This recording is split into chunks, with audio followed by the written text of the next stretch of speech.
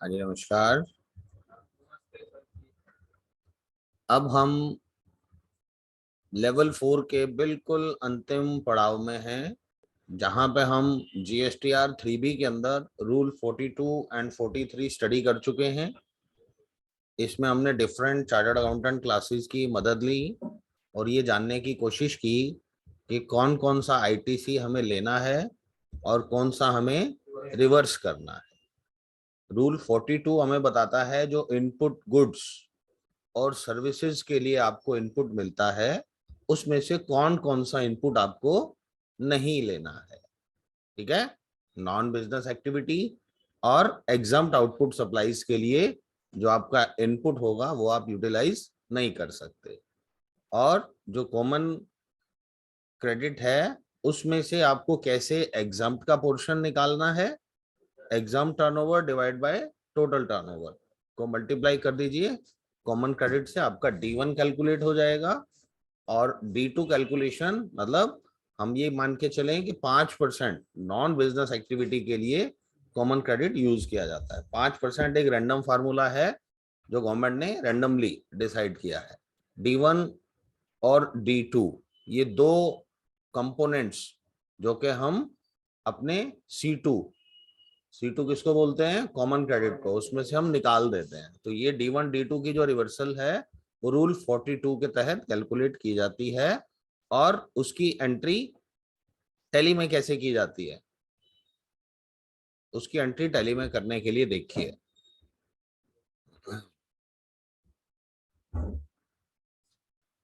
Stat adjustment entry जाएगी।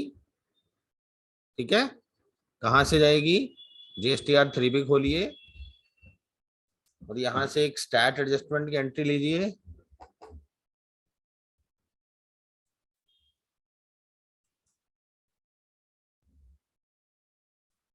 Reversal of ITC। ठीक है, ये रूल 42 के तहत हम इसका रिवर्सल कर रहे हैं। ओके, इसके अंदर लीजिए और यहाँ पे आपको एक लेजर बनाना होगा ITC रिवर्स्ड। इसको किसके अंदर बनाना है, इनडायरेक्ट एक्सपेंसेस में बनाना है आपको। ठीक है, ITC रिवर्स्ड के ऊपर कोई GST एप्लीकेबल नहीं है, ये डायरेक्ट एक्सपेंस इनडायरेक्ट एक्सपेंस है हमारा। यहाँ जो अमाउंट डालना है टैली उन अमाउंट्स की कैलकुलेशन में आपकी मदद नहीं करता। वो अमाउंट्स आपको खुद मैनुअली कैलकुलेट करने हैं। जो भी अमाउंट्स हमें रिवर्स करने हैं, मान लीजिए 1200 रुपए आ गया या 1800 रुपए आ गया, तो यहाँ पे आप उसको जो आपका CGST और SGST है, ठीक है, मान लीजिए आपका 9% था 10,000 रुपए का, जो आपका कॉमन उसके अंदर आ गया 900 रुपए ये हो गया और ऐसे ही 900 रुपए SGST हो गया। तो ये आपका इस तरीके से ITC रिवर्सल रूल 42। ठीक है, ये आपने लिख के और ये एंट्री डाल दी और इसी तरीके से ही आपको रूल 43 की कैलकुलेशन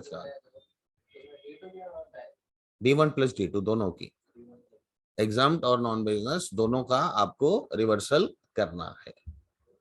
ठीक है जी,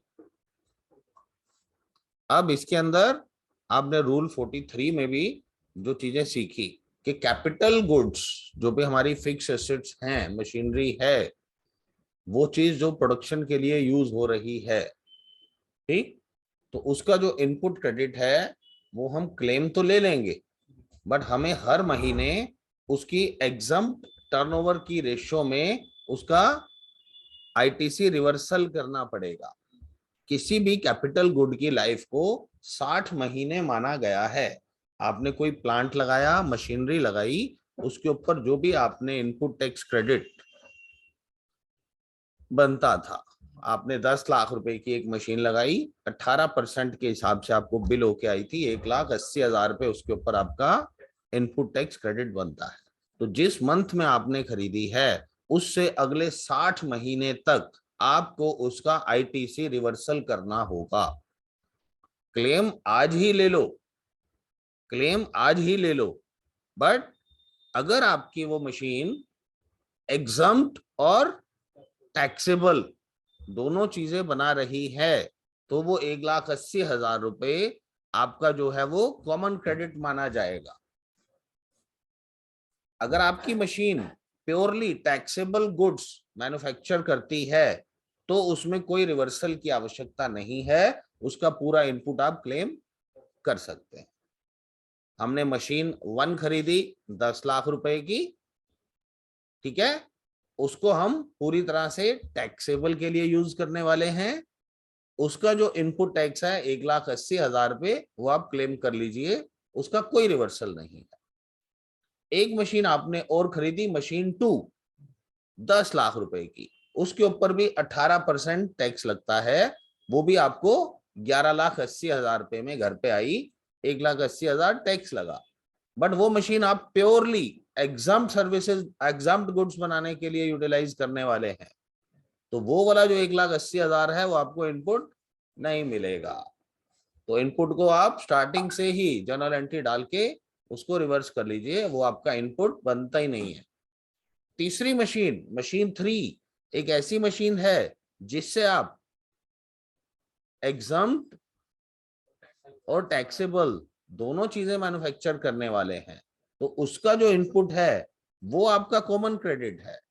उस कॉमन क्रेडिट का इनपुट भी ले लीजिए, उस कॉमन का भी इनपुट क्रेडिट ले लीजिए, बट उसमें से आपको कुछ कंपोनेंट हर महीने रिवर्स करना पड़ेगा। उसमें common credit multiplied by exam turnover divide by full turnover, E/F। ठीक, इस तरीके से आप कैलकुलेट कीजिए। और ऐसी अगर मल्टीपल मशीन्स लगी हैं तो हर मशीन के 60 महीने उस दिन से शुरू होंगे जिस दिन वो मशीन खरीदी गई है।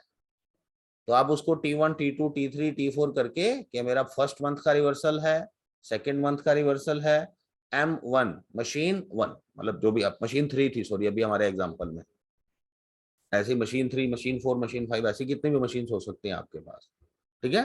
तो आपने कहा मैं मशीन 3 का मंथ 1 का इनपुट रिवर्स कर रहा हूं, तो उस मंथ का आपको एग्जाम टर्नओवर लेना है और डिवाइड बाय,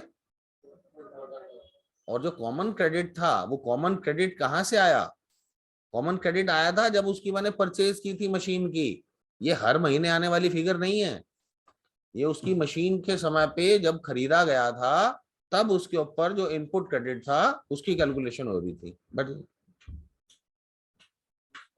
ठीक है, नमस्कार। तो इस तरीके से आपका इनपुट आपको हर महीने रिवर्स करना है। रिवर्सल के लिए रूल 42 और 43 की एंट्रीज एक जैसी हैं, बट उसमें फ्लैग चेंज हो जाता है, रिवर्सल ऑफ आईटीसी और वहां पे फ्लैग हो जाएगा ये वाला, ठीक है। अब उसके अंदर हमने जो आईटीसी रिवर्स किया है उसको हमने एक्सपेंस माना था, तो रूल नंबर 3 के अंदर आप क्या मानेंगे? 43 के अंदर आप अपनी कैपिटल गुड की वैल्यू भी बढ़ा सकते हैं।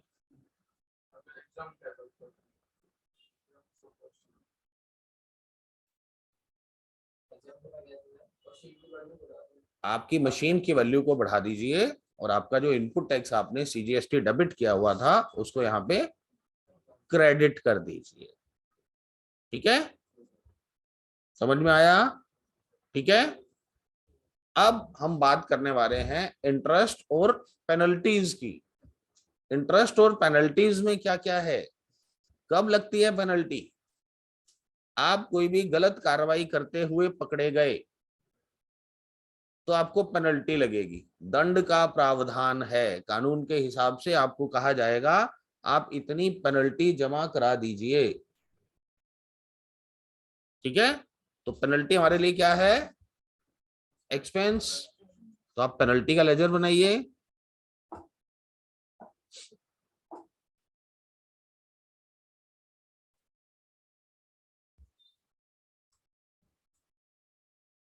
स्टैट एडजस्टमेंट डाल रहा हूं।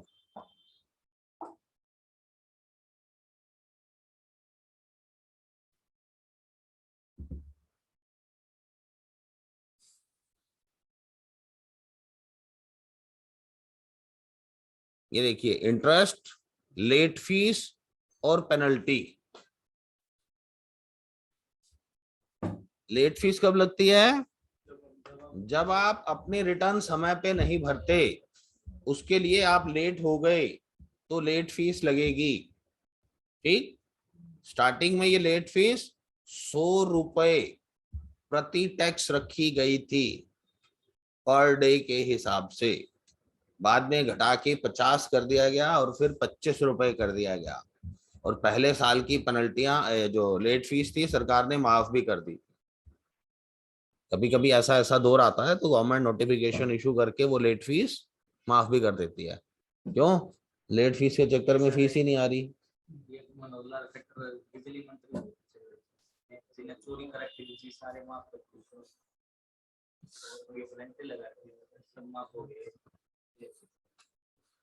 चलिए, late fees late return filing पे लगती है।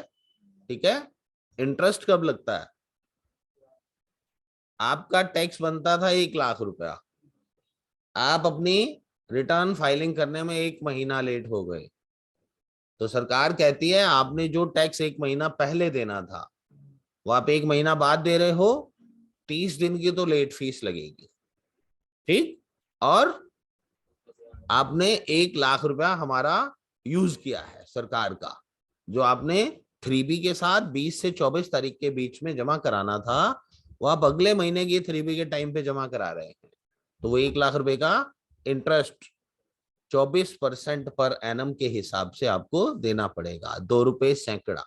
तो 1 लाख का ब्याज 2,000 रुपए, तो आपको वो 2,000 रुपए भी इंटरेस्ट के तौर पे उसके साथ देने पड़ेंगे।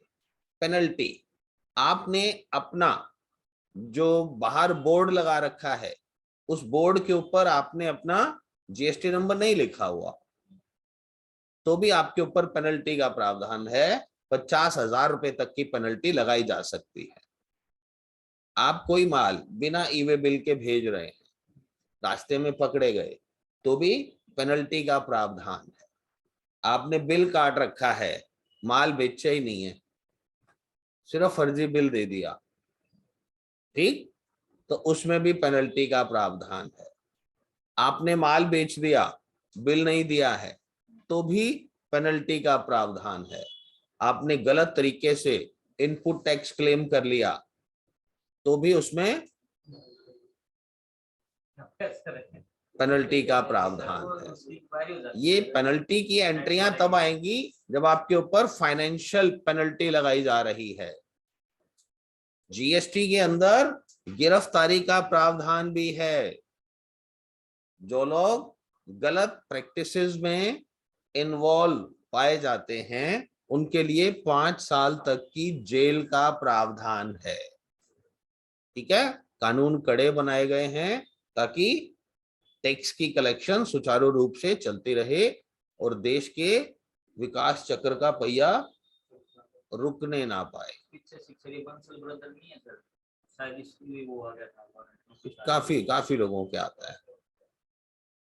वो एक्चुअली क्या होता है, कई बारी मालिक खुद गड़बड़ करने का इच्छुक होता है और कई बारी कंसल्टेंट भी गलत मिल जाते हैं। वो गलत तरीके से गाइड कर देते हैं, क्या भाई साहब आप 10 लाख रुपए टैक्स भरोगे, लो मैं ये बिल दे देता हूँ, ये बिल रख लीजिए, इससे आपका टैक्स 10 की बजाय 1 लाख रुपया भर दीजिए। अब वो लालच में आने के बाद गड़बड़ काम हो जाता है, क्योंकि माल तो खरीदा नहीं उससे, सिर्फ बिल खरीद लिया। तो बिना माल के बिल लेना और बिल देना दोनों ही गैर कानूनी है। वो पकड़ में आते ही पेनल्टीज भी लगेंगी और सारी टैक्स की रिकवरी भी होगी। ठीक है, तो अब देखिए, आपको लेट फीस, इंटरेस्ट और पेनल्टी, इन सब के लिए लेजर्स क्रिएट करने हैं। आपने कहा मुझे इंक्रीज ऑफ टैक्स लायबिलिटी करना है, किस लिए? लेट फी के लिए। तो यहां पे लेट फी का एक एक्सपेंस अकाउंट खुलेगा इनडायरेक्ट एक्सपेंस में, इस पे कोई जीएसटी एप्लीकेबल नहीं है। लेट फी आपने मान लीजिए 200 रुपए देनी है। ठीक है, तो आप क्रेडिट किसको कर रहे हैं? सीजीएसटी और एसजीएसटी अकाउंट को, क्योंकि वो उसी के साथ ही पे हो जाएंगी।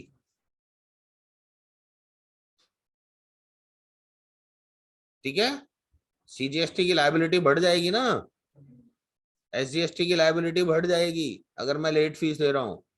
उस हिसाब से आप अपने उन खातों को बढ़ा दीजिए। ठीक,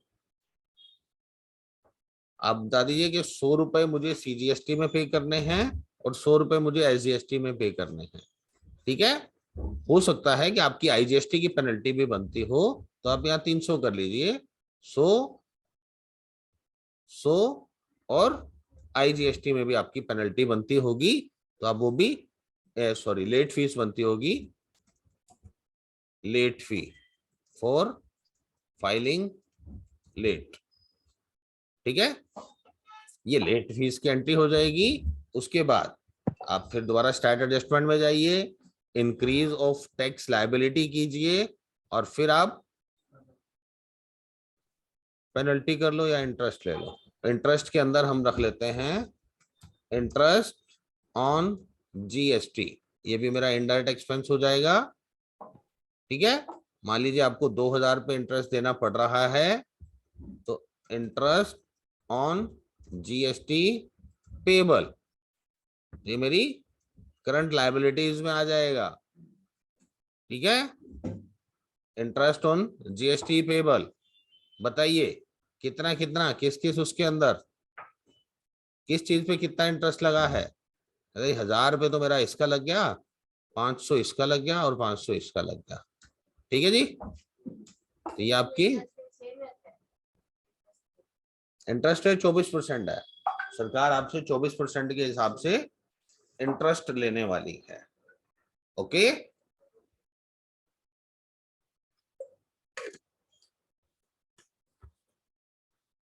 और ऐसे ही पेनल्टी का प्रावधान है, increase of tax liability penalty, penalty on GST, ये भी मेरा इनडायरेक्ट एक्सपेंस होने वाला है, इस पे भी GST नोट एप्लीकेबल कर दीजिए।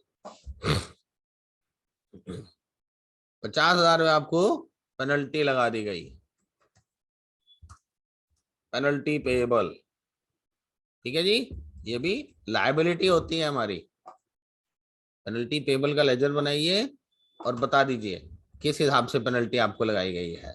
ठीक है, 30,000 रुपये मेरे इस पे लगा दिए गए हैं, 10,000 इस पे लगा दिए गए हैं और 10,000 इस पे मुझे पेनल्टी लगा दी गई है। और ये सब एंट्रीज आप जब अपने GST रिटर्न खोलेंगे तो यहाँ आपको इंटरेस्ट अलग से और लेट फीस अलग से दिखाई दे रहे हैं। तो इस तरीके से आज आपकी GSTR 3B कंप्लीट होती है। मुबारक हो, आपने GSTR 1, GSTR 2 और 3B फाइल करना सीख लिया है। हमने कोशिश की है कि हम हर एक प्रावधान को थोड़ा थोड़ा सा डिस्कस जरूर करें ताकि आप लोगों को दिक्कत ना आए। तो अभी देखिए डिस्प्ले GST रिपोर्ट्स में जाके हमने ये तीनों पार्ट कवर कर लिए हैं। ठीक है, R1 to 3B। ऐसे ही चलान रिकंसिलेशन होता है, जब आप अपने चलान की एंट्री भर देंगे, ठीक है, पेमेंट कर देंगे आप टैक्स की, टैक्स पेमेंट के लिए एंट्रियां कैसे डाली जाती हैं वो देखिए। यहां जाइए, पेमेंट की एंट्री तो पेमेंट में डलेगी, बट क्योंकि ये टैक्स की एंट्री है तो इसलिए आपको यहाँ पे स्टैट एडजस्टमेंट एंट्री डालनी है, स्टैट पेमेंट डालनी है।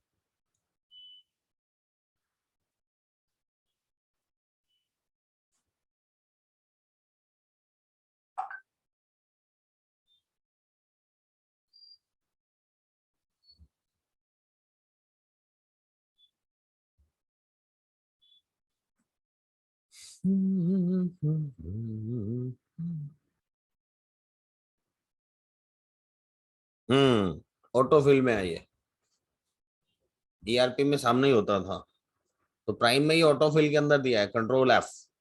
इसमें जाइए, स्टैट पेमेंट, कौन से स्टैट की, कौन से स्टैचुरी, कौन सी टैक्सेशन की पेमेंट करना चाहते हैं। मैं GST की करना चाहता हूं।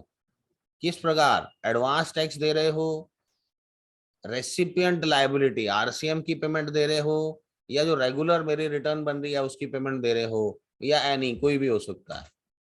ठीक है, मैंने कहा मैं 1 अप्रैल से 30 अप्रैल की टैक्स की पेमेंट कर रहा हूँ, और मैंने कहा मेरा जो बैंक है, ठीक है, कोटक बैंक से पे करूंगा, और इसके अंदर मेरी CGST बताओ कौन सा, RCM 1500 रुपये, CGST ये वाला 500 रुपये, ठीक है। जो जो मेरी लाइबिलिटीज बनती हैं वो मैं यहाँ पे सिलेक्ट करता जाऊंगा। CGST ऑन लेट फी, ये देखो पूछ रहा है कौन से वाला है ये, CGST ऑन लेट फी है 500 रुपये।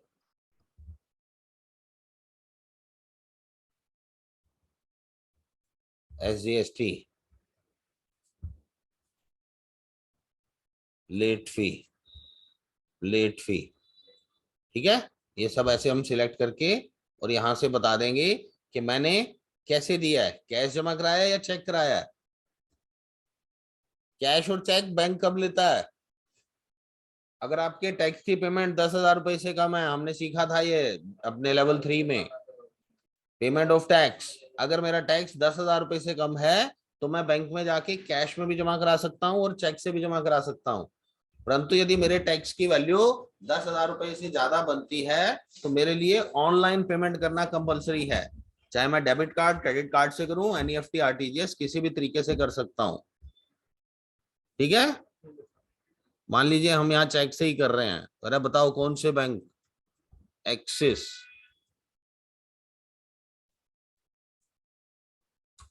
क्या आपका चालान नंबर क्या है, तो आपका चालान नंबर आपको देना पड़ेगा जो पोर्टल से जनरेट होता है। चालान का एक CIN नंबर भी होता है, ये डाल दिया। कौन सी आपकी ट्रांजैक्शन रेफरेंस ID क्या है, किस डेट को आपने पे किया, हमने 30/4 को पे कर दिया। क्या चेक नंबर था आपका, ये चेक नंबर था, उस पर डेट क्या थी, 30/4 थी। ये सारी डिटेल्स अगर आपके पास शुरू में उपलब्ध हैं तो आप यहाँ डाल दीजिए, ठीक है। ट्रांजेक्शन जब होती हैं तो वो UTR और BRN की डिटेल देख लेना क्या होती है, बाकी वो उसी संदर्भ में बात कर रहा है। तो आप जाइए डिस्प्ले स्टैट्यूटरी रिपोर्ट्स चालान रिकंसिलेशन में, पीरियड,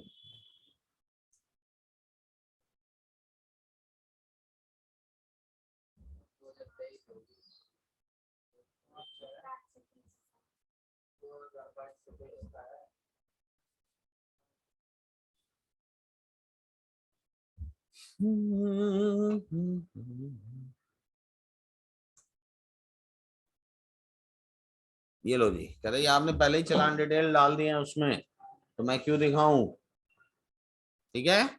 ये वही वाली आपकी पेमेंट एंट्री है, इसके अंदर आपने चालान डिटेल शुरू में ही अवेलेबल थी तो वो डाल दी, इसलिए वो कह रहा है कि जो पेंडिंग होगी सिर्फ वही दिखाऊंगा ताकि आप अपने चालान रिकंसाइल कर सको। रिकंसाइल का मतलब है जो पोर्टल पे आपने डिटेल चढ़ाई हैं वो डिटेल्स टैली में भी डाल सको, ठीक है। तो ये डिटेल्स हमारी यहाँ पे डली हुई हैं, तो हमारा चालान रिकंसाइल हो रहा है, देखो पूरी डिटेल्स डली हुई है, इसका मतलब चालान रिकंसाइल्ड है। GST की एनुअल कंप्यूटेशन रिपोर्ट, ये एनुअल कंप्यूटेशन बोलते हैं हम इसको GSTR 9 नहीं बोलते हैं। GSTR 9 के बारे में कल आपने सवाल पूछा था कि क्या वो भी सिखाएंगे।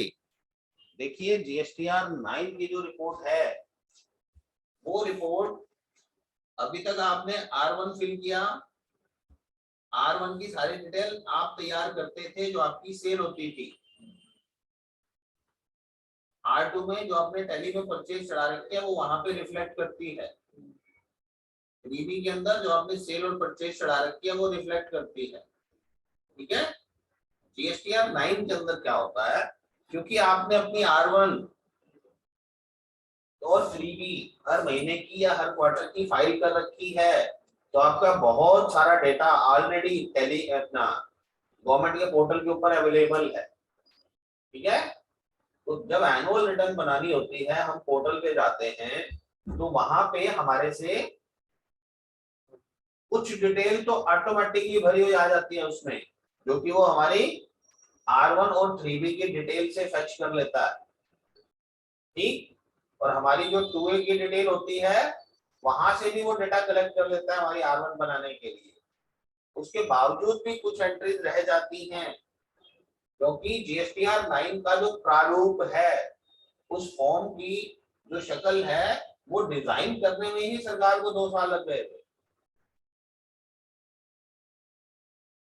कानून में प्रावधान ये किया गया था कि एनुअल रिटर्न कब जाएगी, 31 मार्च खत्म होने के 9 महीने के अंदर, 31 दिसंबर तक, 31 दिसंबर 2018 तक हमारे को जीएसटीआर 9 फिल कर देनी चाहिए थी 17-18 वाले फाइनेंशियल ईयर की। 9 महीने का समय था, परंतु उसका समय आ गया और अभी तक गवर्नमेंट ये डिसाइड नहीं कर पा रही थी कि हमें चाहिए क्या। बोला फॉर्म फाइनल नहीं था, उसको डिजाइन करने में समय लगा बहुत ज्यादा, इसलिए उसकी डेट्स बार बार एक्सटेंड होती रही। तो वो 17-18 और 18-19 की एनुअल रिटर्न्स एक साथ फाइल की गई है। लगभग 1 साल और डिले हो गया था इस चीज का, क्योंकि जब तक गवर्नमेंट की तरफ से फॉर्म फाइनल नहीं होगा कि हमें डाटा क्या चाहिए, तब तक उसका सॉफ्टवेयर पोर्टल भी रेडी नहीं हो सकता। वो कंफ्यूजन रहे थे, तो उसकी वजह से हमारा जीएसटीआर 9 लेट हुआ। अब कुछ चीजें ऐसी हैं जो मैनुअली हमें उस पोर्टल में चढ़ानी है, तो ये कंप्यूटेशन रिपोर्ट है वो आपको वो डिटेल्स फिल करने में हेल्प करती है। ठीक है, आप कितना टैक्स पे कर चुके हो, कितना आपने इनपुट क्लेम किया है, उनकी एचएसएन की समरीज, जो चीजें पोर्टल पे नहीं गई होंगी वो चीजें आपसे यहाँ से कंफर्म कर ली जाए। ठीक है, इसमें थोड़ा सा इंटरेस्ट लोगे तो सारी कहानी समझ में आने वाली है। इन सब चीजों को आप थोड़ा सा एक्सप्लोर करके देखेंगे तो आप खुद भी समझ सकते हैं। हमारे इस बेसिक कोर्स में अगर हम इन सब चीजों को कवर करने बैठ जाएं तो हमें और फिर जीएसटीआर 9 एक्सप्लेन करने में भी हफ्ता लग जाना है। ठीक है, तो हमने जो हमारा कोर्स डिजाइन किया था वो 3 से 4 महीने के हिसाब से किया था। इसमें हम आपको ओवरव्यू दे सकते हैं, इसको आप पढ़ेंगे आपको अभी क्लियर हो जाएगा। ठीक, इस पे थोड़ा समय लगा लीजिएगा, तब तक मैं आपको और चीजें भी बता देता हूँ। जीएसटी रेट सेटअप होता है कि आपकी सारी जो स्टॉक आइटम्स हैं,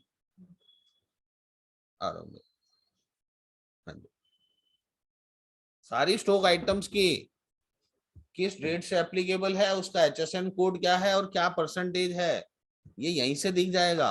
और अगर किसी का नहीं डला होगा तो यहीं से दिख जाएगा आपको जीएसटी रेट नॉट कॉन्फ़िगर्ड। ठीक है, अब एक एक आइटम जाके देखने की बजाय आप जीएसटी रेट सेटअप में जाइए और यहाँ देख लीजिए कौन सी आइटम पे क्या रेट डला हुआ है और उसका एचएसएन कोड मैंने डाल रखा है कि नहीं डाल रखा। मैप यूओएम, जो भी आप यूनिट्स बनाते हैं उसके लिए यहाँ पे देखो नीचे यूक्यूसी पूछता है, जहां पे आपने यूक्यूसी नहीं डिफाइन कर रखा होगा वो यहाँ पे पेंडिंग में दिखाई देगा। अपडेट पार्टी जीएसटीआईन रिपोर्ट बताती है कि आपकी पार्टियों का आपने जीएसटी नंबर डाल रखा है कि नहीं डाल रखा। तो सारी पार्टीज एक साथ एक ही स्क्रीन पे दिखाई दे जाएंगी। बाय डिफॉल्ट जब ये रिपोर्ट खुलती है तो उन पार्टीज का नाम दिखाई देता है जिनका जीएसटी नंबर नहीं डाला गया है। अगर आप देखना चाहते हैं कि किसी का डला हुआ है तो ऑल लेजर्स पे क्लिक कर दीजिए, जिनका होगा वो सामने आ जाएगा और जिनका नहीं होगा वो ब्लैंक दिखा देगा। तो ये इस तरीके से हमारा ये लेवल 4 कंप्लीट होता है। ठीक है, इसमें हमने अभी एक टॉपिक आपके लिए पेंडिंग रखा हुआ है, वो टॉपिक है आज की डेट में e way bill and e invoice. E way bill आपको हर अपनी 50,000 से ऊपर की मूवमेंट ऑफ गुड्स के लिए काटना होता है। टैली के अंदर प्रावधान है कि आप बिना जीएसटी के पोर्टल पे गए टैली के अंदर से ही ई वे बिल बना सकते हैं। ई रवाना हरियाणा गवर्नमेंट का, जो लोग पत्थर वगैरह बेचते हैं ना, उसमें ई रवाना की वेबसाइट बनी हुई है। ई वे बिल हरियाणा गवर्नमेंट का रूल नहीं है, ये सेंट्रल गवर्नमेंट का रूल है। पूरे भारत में एक जैसा रूल अप्लाई होता है। हाँ जी, ठीक है। और ई इनवॉइस अभी 20 करोड़ से ऊपर टर्नओवर के लिए एप्लीकेबल है कि आपको अपनी B2B ट्रांजैक्शंस के लिए ई इनवॉइस बनाना होता है। उसमें गुड्स और सर्विस दोनों के लिए बनेगा और ई वे बिल सिर्फ गुड्स के लिए बनेगा और उसकी कंडीशन है कि 50,000 से ऊपर होना चाहिए। ई इनवॉइस के लिए गवर्नमेंट ने 500 करोड़ से स्टार्ट किया था। पहले 500 करोड़ से ऊपर वाली कंपनीज के ई इनवॉइस बनवाए, फिर 100 करोड़ से ऊपर पे बनवाए, फिर 50 करोड़ पे लाए, और अभी इसी साल 1/4 से 20 करोड़ किया था। और जो कि अभी कवायद चल रही है, हो सकता है कि अगले महीने से 5 करोड़ ही कर दिया जाए। तो 5 करोड़ से ऊपर टर्नओवर वालों की सारी B2B ट्रांजेक्शन्स का ई इनवॉइस बनेगा। तो टैली कैसे आपको ई इनवॉइस बनाने में मदद कर सकती है, ये हम कल की क्लास में डिस्कस करने वाले हैं। धन्यवाद।